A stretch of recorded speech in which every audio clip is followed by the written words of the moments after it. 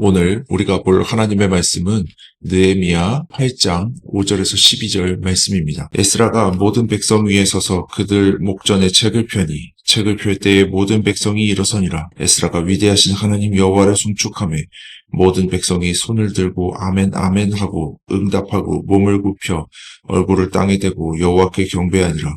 예수아와 바니와 세레비아와 야민과 악굽과 사브대와 호디아와 마아세야와 그리다와 아사랴와 요사밧과 하난과 블라야와 레위 사람들은 백성이 제자리에 서 있는 동안 그들에게 율법을 깨닫게 하였는데 하나님의 율법책을 낭독하고 그 뜻을 해석하여 백성에게 그 낭독하는 것을 다 깨닫게 하니 백성이 율법의 말씀을 듣고 다 우는지라. 총독 느헤미야와 제사장 겸 학사 에스라와 백성을 가르치는 레위 사람들이 모든 백성에게 이르기를 오늘은 너희 하나님 여호와의 성일이니 슬퍼하지 말며 울지 말라 하고 느헤미야가 또 그들에게 이르기를 너희는 가서 살진 것을 먹고 단 것을 마시되 준비하지 못한 자에게는 나누어 주라.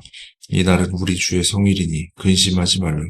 여호와로 인하여 기뻐하는 것이 너희의 힘이니라 하고 레위 사람들도 모든 백성을 정숙하게 하여 이르기를 오늘은 성일이니 마땅히 조용하고 근심하지 말라 하니 모든 백성이 곧 가서 먹고 마시며 나누어 주고 크게 즐거워하니 이는 그들이 그 읽어 들려준 말을 밝히 알미라.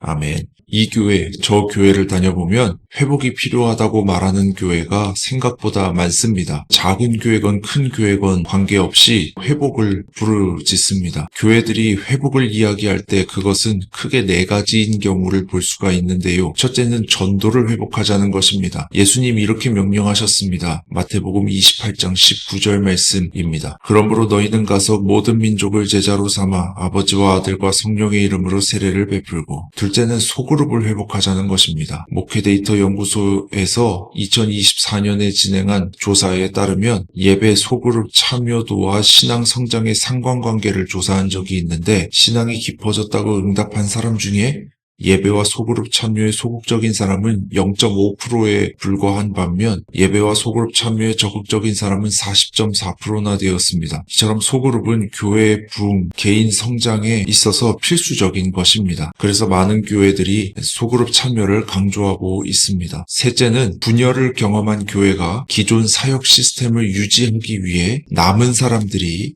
다른 사람 몫까지 해가며 수고하는 상황도 회복이 필요한 경우라고 할 수 있겠습니다.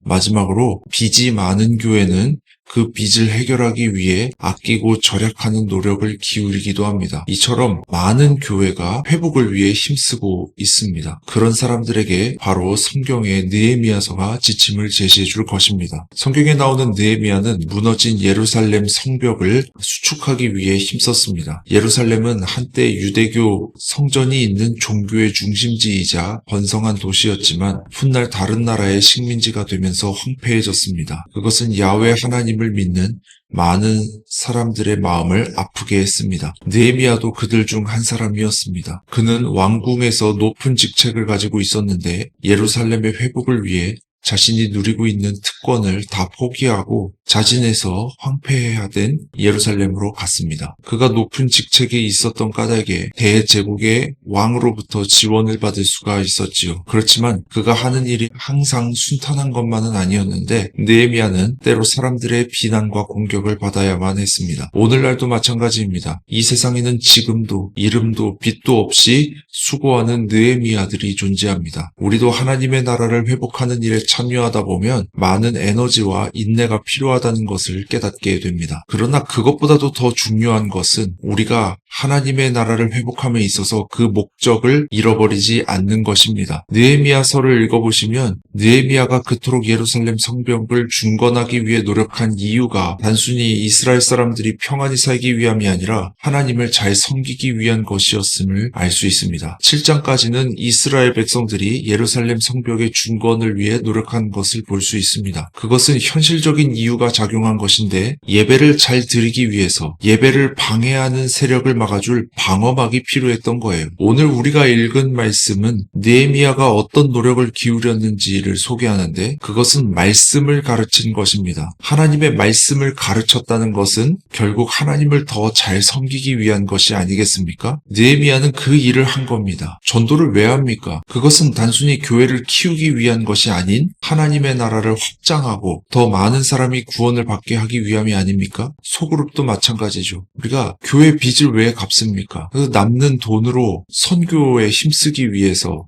그리하는 건 아니겠습니까? 빚이 있으면 그만큼 선교에 필요한 돈을 쓸 수 없기 때문에 빚을 없애려고 노력하는 거 아니겠습니까? 우리가 교회 회복을 위해 노력하는 것이 단순히 개인적인 영광이나 교회의 이익을 위하는 데에서 만족하지 말고 하나님의 나라가 확장되고 하나님이 홀로 영광을 받으시는 데까지 나아가야 한다는 것이 느헤미야서가 우리에게 주는 교훈입니다. 그러므로 이제 묵상의 질문을 드리며 설교를 마무리하겠습니다. 묵상의 질문입니다. 어떤 동기로 교회 생활에 임하십니까? 이 묵상의 질문 가지고 우리 자신을 돌아보기 원합니다.